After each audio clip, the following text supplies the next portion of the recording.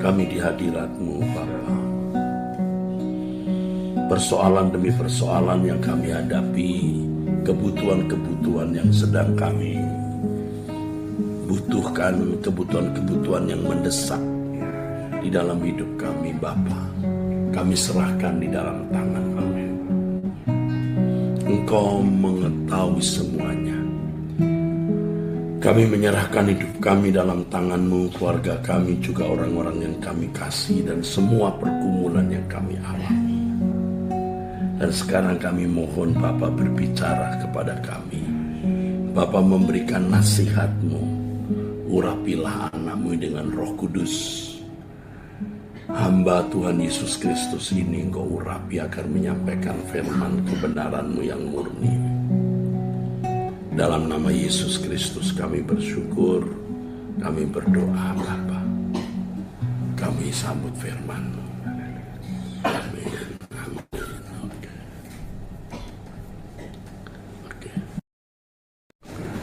Saudara, puji Tuhan, kalau saya diiringi gitar ini berarti saya ada di luar kota Jakarta, ya. Nggak apa-apa mau diiringi gitar atau keyboard, sama saja. Yang penting saudara, kita ada di hadirat Allah dengan hati yang menyembah Allah, saudara.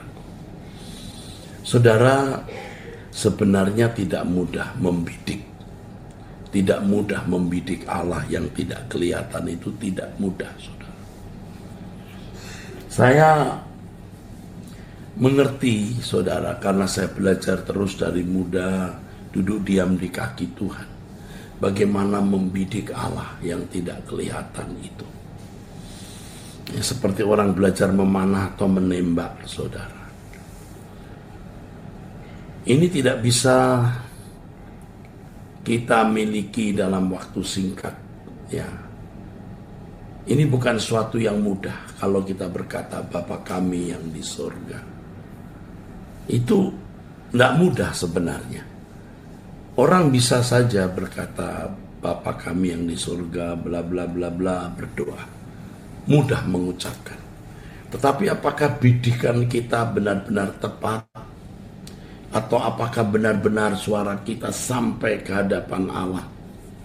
Itu tidak mudah. Benar-benar tidak mudah, saudara. Nah, celaka kalau orang merasa sudah membidik Allah dengan benar, padahal belum, saudara. Sebab di sini dibutuhkan perangkat, ya. Benar, kesucian tidak bisa tidak, harus kita miliki. Yang kedua, hati kita tidak terikat dengan dunia sama sekali. Semakin kudus hidup kita, semakin tidak terikat dunia ini, maka ibarat bidikan makin tepat, ibarat terbang makin tinggi, saudara. Tetapi masih belum cukup itu. Seiring dengan kesucian hidup dan hati yang tidak terikat dengan dunia, kita harus belajar terus-menerus duduk diam di kaki Tuhan. Kita belajar untuk benar-benar bisa menemukan Allah. Sehingga saudara, kita memiliki semacam kecakapan atau keahlian atau seni membidik Allah dengan tepat setiap saat. Coba perhatikan kalau orang berdoa makan di tengah-tengah kerumunan, di tengah-tengah hiruk pikuk di restoran, lalu diminta berdoa. Silahkan Bapak berdoa. Lalu kita berdoa, Bapa kami yang di surga. Seringkali sulit untuk bisa membidik dengan tepat Allah itu. Tetapi kalau kita tiap hari dulu diam di kaki Tuhan, tiap hari berdoa, dimanapun, kapanpun, dalam situasi bagaimanapun, kita membidik Allah dengan tepat, saudara-saudaraku. Apalagi kalau suruh berdoa di depan umum. Waduh, saudara, orang bisa kacau, saudara. Yang satu merasa tidak yakin doanya bagus, yang lain sangat yakin sampai menjadikan doa itu sarana untuk mengangkat diri. Itu rusak, ya saudara, rusak. Makanya sulit berdialog dengan Allah dengan tulus dan natural, karena ingin supaya doanya dianggap bagus, ya, sehingga tidak natural lagi. Padahal tidak perlu dia membuat berbunga-bunga kalimat-kalimat doanya. Padahal mestinya tulus saja. Bapa, kami berkumpul pada malam ini atau pagi ini, kami mau mendengarkan firman-Mu, atau kami mau kebaktian, memuji menyembah Engkau Bapa. Berkatilah, urapilah. Nah, yang begini-begini malah sulit dilakukan oleh pendeta-pendeta yang sudah cakap berdoa. Sampai akhirnya tidak natural lagi. WL-WL yang tadinya ketika belum jadi WL profesional, doanya lebih tulus kadang-kadang. Begitu profesional, dia bisa membuat kalimat-kalimat yang bagus dengan teriakan-teriakan, jadi tidak natural, tidak tulus. Dan biasanya WL-WL begitu tidak memiliki kehidupan doa yang benar. Sebab kalau tiap hari dia tidak rendah hati, di mimbar nggak mungkin tidak sombong, saudara. Makanya kehidupan rohani kita itu bukan kehidupan hanya di mimbar atau pada waktu memimpin kebaktian. Kehidupan rohani kita itu setiap detik, setiap menit itu hubungan dengan Tuhan. Dialog dengan Tuhan setiap saat.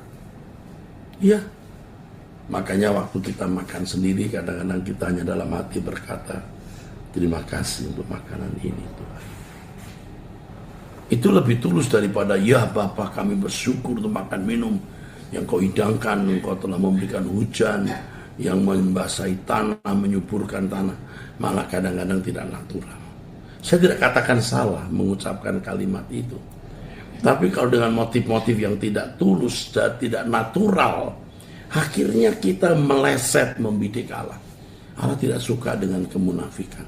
Allah mau kita tulus seperti anak-anak. Seperti anak-anak kita tulus. Kita berdoa kepada Tuhan. Seperti bicara kepada Bapak kita, ya saudara. Itu paling indah, saudara. Berkali-kali saya berbicara, dan kemarin sore saya bercakap-cakap dengan sahabat-sahabat di kota ini. Saya berkata, khotbah yang baik itu tidak berkhotbah. Khotbah yang baik itu mengungkapkan isi hati. Tentu isi hati yang tulus yang dipimpin Roh Kudus. Doa juga begitu, saudara. Mengungkapkan isi hati dengan tulus. Jangan dihiasi dengan kata-kata yang itu hanya untuk memperindah kalimat kita. Tuhan gak suka. Saya bisa berkata begini karena saya sudah terjebak dalam kesalahan bertahun-tahun, tidak jadi natural. Dan sekarang mau belajar natural juga tidak mudah, karena biasa tidak natural, saudara. Itu yang membuat kita tidak tepat membidik Allah. Jadi yang pertama, kesucian hidup. Bidikan kita bisa tepat, ibarat terbang lebih tinggi. Yang kedua, tidak terikat percintaan dunia. Yang ketiga, kita belajar dulu diam di kaki Tuhan. Dan keempat, kehidupan setiap hari. Kehidupan setiap hari yang benar, kehidupan setiap hari yang berkenan kepada Allah. Saudaraku, Allah itu hidup. Allah itu nyata. Tapi tidak mudah menjangkau dia. Tidak mudah meraih dia. Dan saya menggunakan kata hari ini, tidak mudah membidik dia.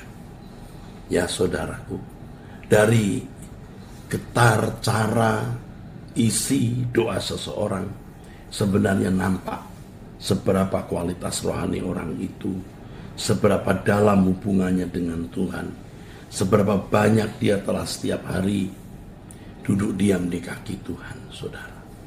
Ironisnya sekali lagi, mereka yang sudah belajar teologi justru yang cakap berdoa dengan kalimat-kalimat bagus menjadi kering, dan itu memuakkan di hadapan Allah. Tidak semua teolog begitu, tapi saya sudah menjumpai berkali-kali. Karenanya kepada saudara-saudara, jangan merasa sudah hebat. Tapi bagi para pendeta dan hamba-hamba Tuhan, jangan merasa sudah hebat. Doanya bagus, pede, percaya dirinya tinggi. Saudara makin begitu makin tidak natural. Dan saudara meleset membidiknya. Belajar tulus, ya. Kalau ibarat orang nembak, saudara, tepat. Nanti sambil lari nembak pun tepat. Sambil naik kuda nembak pun tepat. Artinya kita bisa berdoa di mana saja, kapan saja. Di mobil, di restoran, di gedung pertemuan. Semua kita lakukan dengan sikap hati yang benar. Dan kita bisa membidik dengan benar. Orang yang bisa membidik Allah dengan benar, pasti orang-orang yang menjadi sahabat atau kekasih Tuhan. Mulai hari ini belajarlah. Khususnya para pendeta, hamba-hamba Tuhan, worship leader, majelis gereja, orang-orang yang sering mendapat kesempatan berdoa di depan umum. Belajarlah membidik Tuhan. Saya masih belajar. Jadi dimanapun kita bisa menghadirkan Tuhan. Karena pada waktu kita berdoa, nampak keintiman seseorang itu. Pada waktu kita berdoa, kita menghadirkan Tuhan di dalam doa kita. Ketika kita berdoa, orang bisa berkata, Allah itu hidup, Allah itu nyata. Orang ini doa dengan objek yang jelas. Orang ini berdoa atau sedang berdialog dengan satu pribadi jelas, bukan ngawang-ngawang, bukan ngambang, bukan bias, tapi tepat. Inilah pesan Tuhan untuk kita pada kesempatan ini. Dan saya harap pesan ini, yang mungkin saudara juga jarang dengar, menggores hati saudara dan membuat saudara diberkati. Mari kita berdoa. Bapa di dalam surga, terima kasih untuk perjumpaan pagi ini. Kami bersyukur karena kami punya kesempatan berdoa. Pertemukan kami doa pagi, besok pagi. Dan berkatilah ya Bapa untuk seluruh aktivitas dan kegiatan kami yang mulia. Dalam nama Yesus Kristus kami bersyukur Bapa. Kami berdoa padamu Bapa. Amin. Saudara sekalian, hari ini hari Selasa, tanggal 23 Agustus 2022. Nanti sore di Mall Arta Gading, jam 6:30 suara kebenaran ya, yang akan dilayani oleh pendeta Esther Natasha Putra dengan tema dari Eden sampai Getsemani. Sampai jumpa saudaraku sekalian. Tuhan memberkati saudara sekalian.